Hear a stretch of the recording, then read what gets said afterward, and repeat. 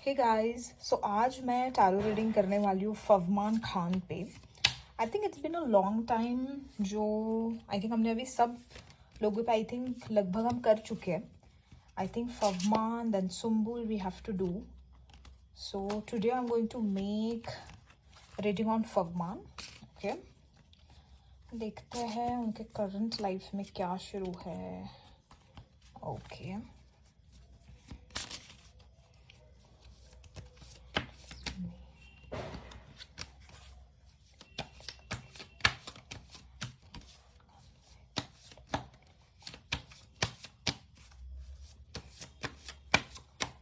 Okay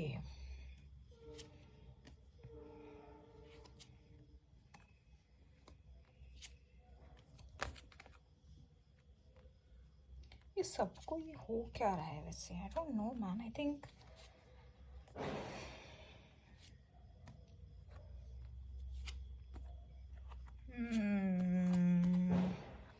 शायद मुझे अभी ज़्यादा बोलने की भी ज़रूरत नहीं है। आई थिंक कार्ड्स ही बहुत ऐसे आ रहे हैं।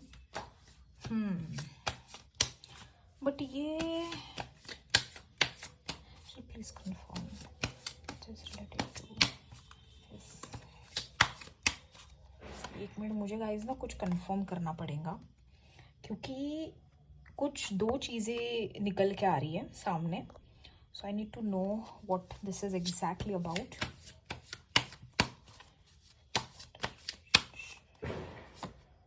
ओके ओके, ठीक है ठीक है। देखो, मुझे थोड़ा सा हम at the end of angel guidance भी लेंगे। बट गाइस, फवमान खान की लाइफ में अभी फ़िलहाल तो कुछ बहुत ही ज़्यादा स्ट्रेसफुल सिचुएशन चल रही है, to be very honest. Not in just terms of his health भी कहीं ना कहीं अफेक्ट हो रही है। ठीक है, हेल्थ इन द सेंस थोड़ा कहते हैं ना एक इम्यूनिटी कम होना या एनर्जी ज़्यादा ना रहना बॉडी में, वो भी बहुत हो रहा है। मतलब कहते हैं ना हम लो फील करते हैं बहुत, सो वो भी एक चीज़ें हो रही है। मतलब हेल्थ के फ्रंट में भी ख़राब है। और सबसे ज़्यादा if I will B very honest, मुझे सबसे ज़्यादा अगर किसी चीज़ जो सबसे ज़्यादा अफेक्ट होती हुई दिखाई दे रही है ना, it is his relationship. And ये जो कार्ड्स आए हुए हैं ना, मैंने अभी कंफर्म भी किया है कि सबसे ज़्यादा किस चीज़ को लेके ये सब चीज़ें हो रही है। It is about his relationship guys. Yes. And देखो, मुझे नहीं पता ये वो जो भी जिसके साथ भी वो रिलेशनशिप में है, आई थिंक प्रिटी मच जब हमने पहली भी जब मैंने रीडिंग की थी वहाँ पे भी थोड़ा शेकी आया था रिलेशनशिप। बट बात ऐसी थी ना, भले ही वो शेकी है but he was happy with her previously. So अभी जो आ रहा है ना कि रिलेशनशिप में बहुत ज़्यादा स्ट्रगल बहुत शुरू है उनके। ठीक है, स्ट्रगल बहुत शुरू है कहीं ना कहीं। और एक बात है जो मैं अभी बताना मुझे है, बट आई डोंट नो क्योंकि मुझे उनका यार उनके चाइल्डहुड का हैव नो आइडिया, क्योंकि उनके चाइल्डहुड से एक बात निकल के आई है कार्ड्स में। एंड कभी कभी क्या होता है ना, लाइक हमारा अगर चाइल्डहुड डिस्टर्ब है ना, वो कहीं ना कहीं हमारे लव लाइफ को बहुत ज़्यादा अफेक्ट करता है। ठीक है, the way we love, the way we receive love, give love, तो वो बहुत अफेक्ट होता है। तो कहीं ना कहीं इनका चाइल्डहुड बहुत डिस्टर्ब रहा है। ठीक है, सो मुझे नहीं लगता कि इनको प्यार पे ज़्यादा बिलीव है, if I will B very honest. He don't, कैसे बताओ, 100% दे नहीं पाते ये। सो इट्स लाइक कि भाई मैं अगर मैंने पूरा अपना 100% दिया, so I will be little dependent on that person. तो आई थिंक ना ये रिलेशनशिप में ना ज़्यादा शायद देते भी नहीं है। आई थिंक सामने वाला बहुत ज़्यादा एफर्ट्स लगाता है रिलेशनशिप में। ओके, ये भी एक सीन मुझे दिखाई दे रहा है इनके रिलेशनशिप के टेंजेंट में। हाँ, अब ये तो मेजर एनर्जी तो रिलेशनशिप्स की बहुत ज़्यादा आ रही है कि कुछ तो गड़बड़ है करके। गड़बड़ मतलब मुझे बहुत ज़्यादा ही गड़बड़ लग रही है, बट ठीक है, अगर अभी न्यूज़ आई उनके रिलेशनशिप की तो अच्छी बात है। But I can feel currently बहुत ज़्यादा गड़बड़ है। हाँ, दूसरी बात अगर मैं कहूँ करियर की, करियर तो भाई इनका क्या ही बोलूँ अब मैं। करियर भी बहुत कोई ऐसे खास शुरू नहीं है। करियर में भी एक थोड़ा सा एक शायद एक कहते हैं ना शेकीनेस आया हुआ है करियर में भी।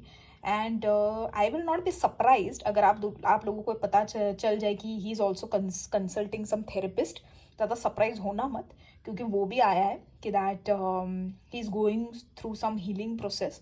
तो थेरेपिस्ट का भी सीन अगर आए न्यूज़ में तो सरप्राइज होना मत, क्योंकि आई थिंक मुझे नहीं लगता कि ये चीज़ कोई अभी की इनकी चल रही है. I think it is related to his childhood. ठीक है, तो ये ट्रॉमा, ये जो भी चीज़ें हैं ना, इनके अभी के नहीं हैं. Yes. And also I feel कहीं ना कहीं एक और भी चीज़ है, but okay let me just confirm. ये आने वाली है.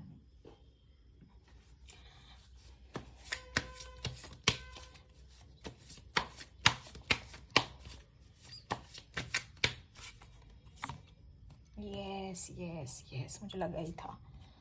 यस. सो पहली बात तो ये है, देखो मैंने बोला था ना, आई न्यू इट. ओके.